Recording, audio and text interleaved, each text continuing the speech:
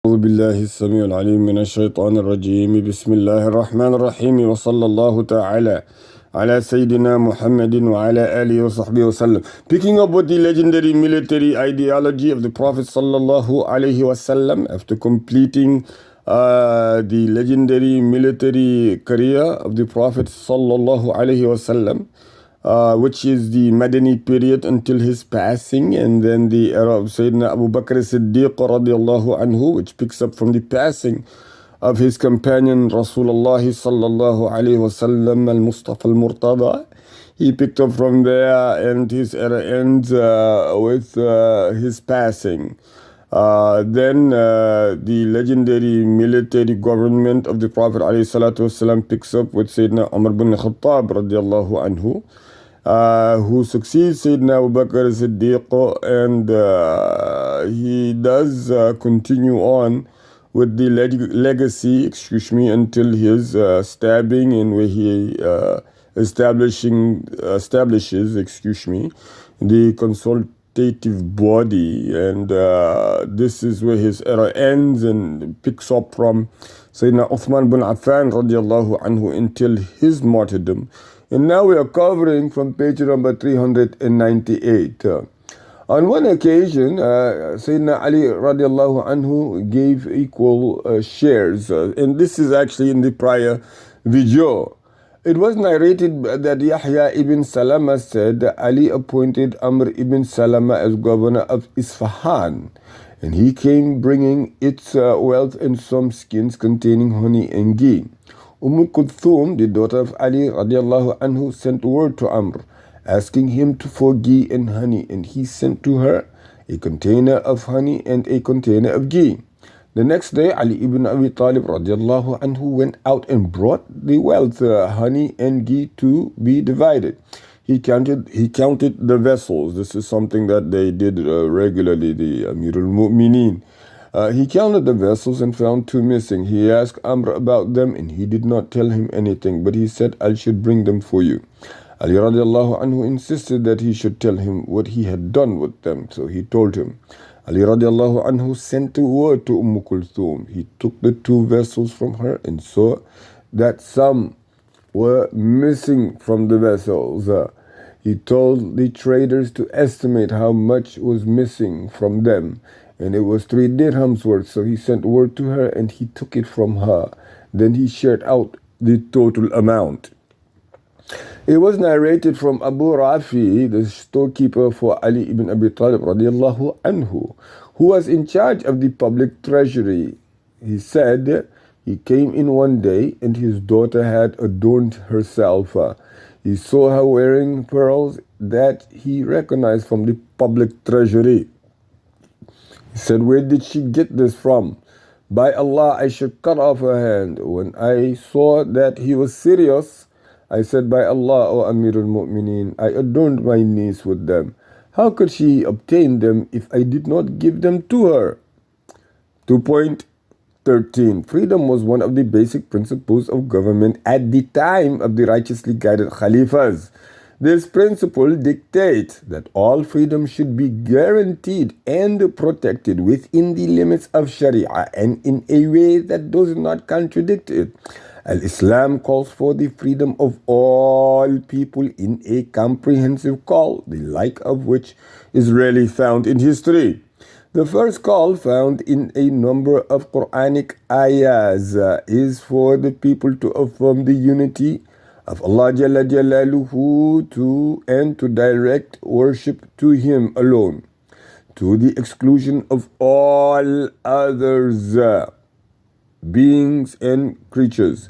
This call is to Tawheed brings freedom and independence for all people. Moreover, Al-Islam recognizes freedom in all senses, in all aspects. Sometimes the call is positive, such as enjoining what is good and forbidding what is evil.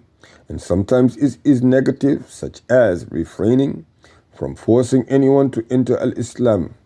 In many cases, the concept of freedom is merged with concepts of mercy, justice, consultation, and equality. Because each of these principles that Al-Islam promotes cannot be sound and cannot be achieved except in the presence of freedom.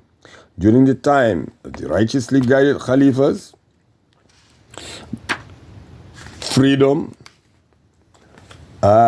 contributed effectively to the spread of the Al-Islam religion.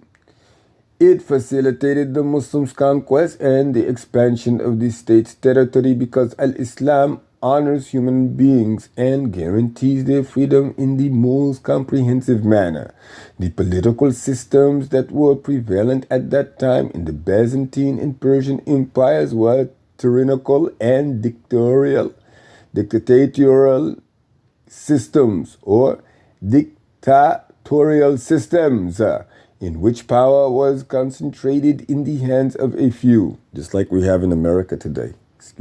They caused suffering and the worst degree of suppression, persecution, and injustice to people, taxes, especially political opponents and religious minorities.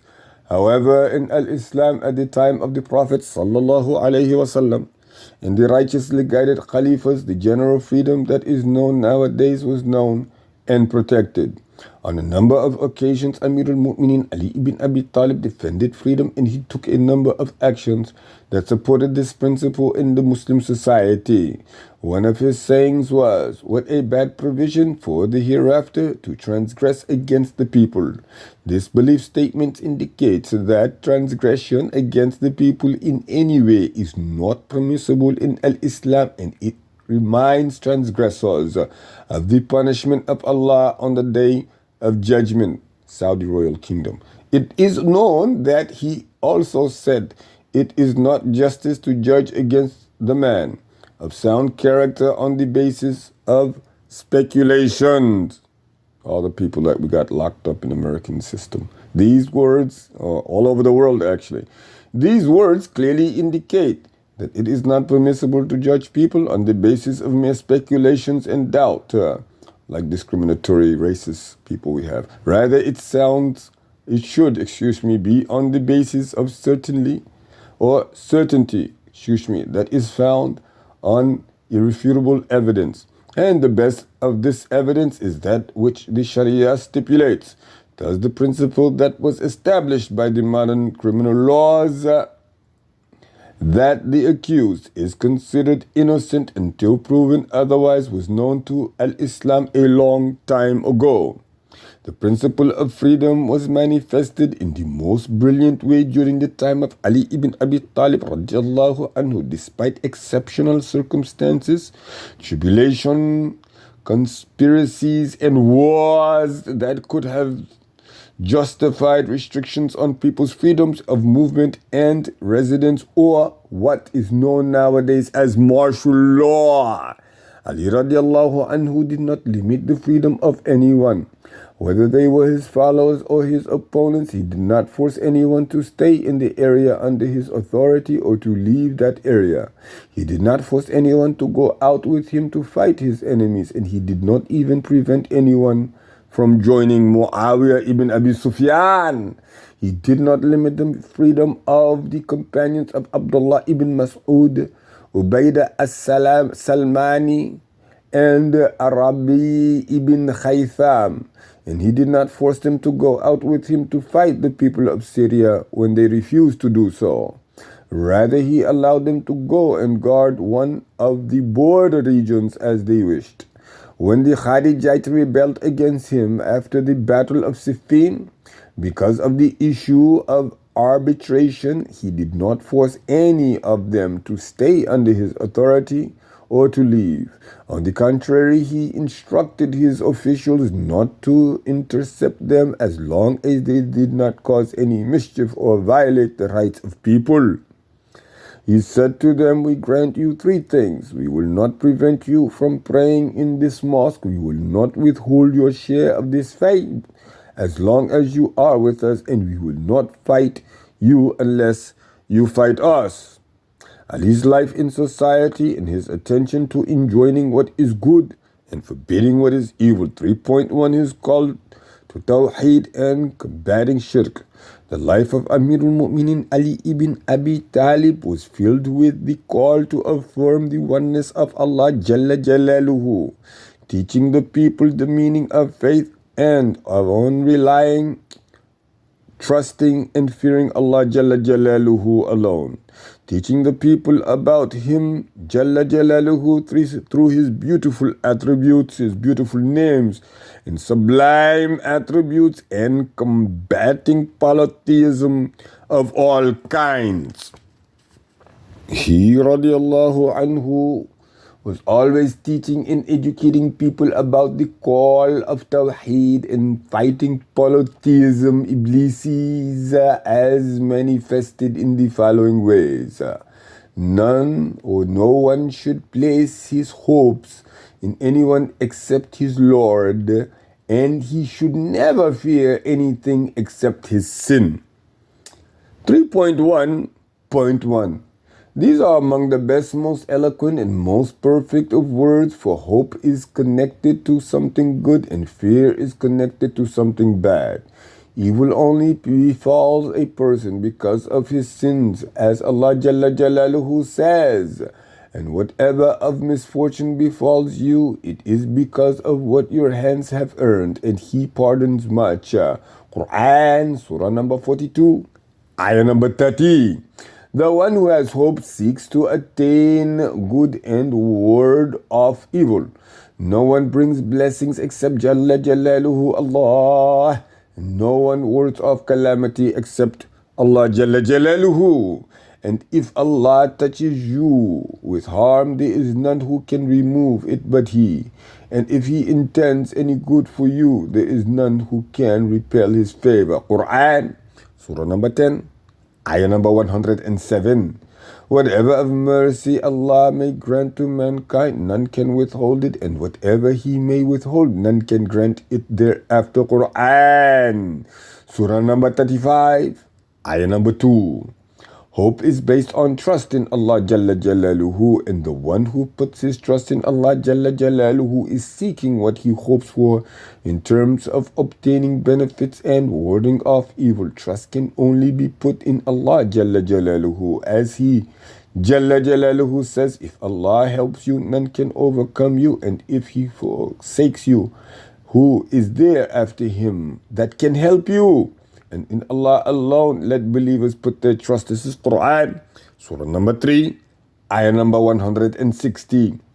Allah Jalla Jalaluhu also says, would that they be, or would that they were content with what Allah Jalla Jalaluhu in His Messenger Sallallahu Alaihi Wasallam gave them, and had said that Allah is sufficient for us, and Allah will give us of His bounties, and so will His Messenger from His alms. We implore Allah Jalla Jalaluhu to enrich us. Surah number 9, ayah number 59. Those unto whom the people, meaning the hypocrites, said, verily the people have gathered against you a great army, therefore fear them, but it only increased them in faith. And they said, Allah alone is sufficient for us, and He is the best disposer of our affairs. This is also Quran, Surah number 3, ayah number 173. So they said, Allah is sufficient for us, meaning that He is sufficient to ward off calamity. They are commanded to say, Allah Jalla Jalaluhu is sufficient to bring us blessings, and He is sufficient for His slave to protect against evil and help him to attain good. Is Allah not sufficient for His slaves? This is Quran, Surah number 39, ayah number 36. Whoever puts his trust in Allah and hope in anyone other than Allah, whoever puts his trust and hope in anyone other than Allah will be let down and deprived of help.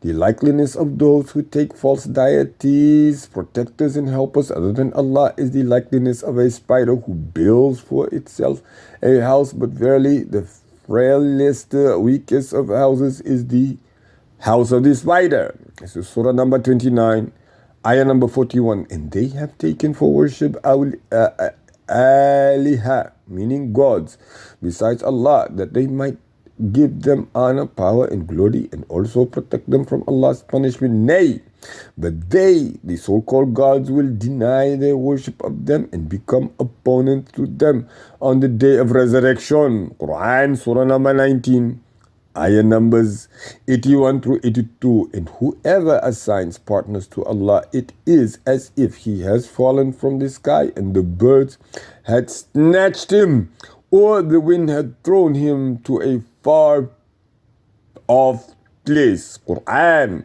Surah number 22, Ayah number 31. Set not up with Allah any other ilah, any other God, O mankind. This ayah is addressed to Prophet Muhammad sallallahu alaihi wasallam, but its implication is general to all mankind, or you will sit down reproved, forsaken in the hellfire. 17, Surah number 17, ayah number 22. You worship besides Allah only idols, and you only invent falsehood. Verily, those whom you worship besides Allah, those whom you have worshipped besides Allah they have no power to give you provision. So seek your provision from Allah Jalla Jalaluhu and worship Him alone and be grateful to Him alone. You will be brought back. Quran, Surah number 29, ayah number 17. Inshallah, we will stop here on page number 404.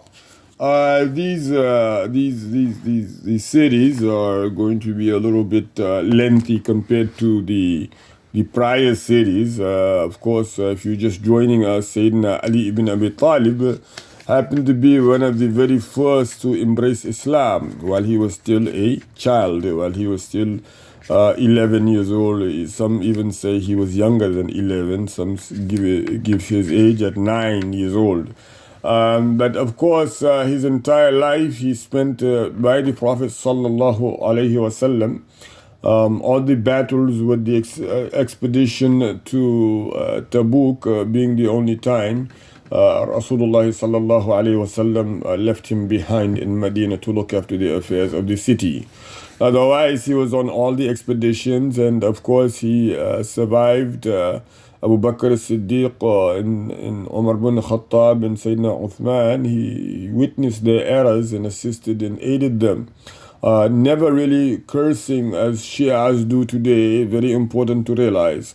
And of course, now that we're getting into the hope and the fear, we are seeing here a lot of things in which we should be calling people out on. And one good example is, saying I don't subscribe to any religion. All organized religion is, nothing to me.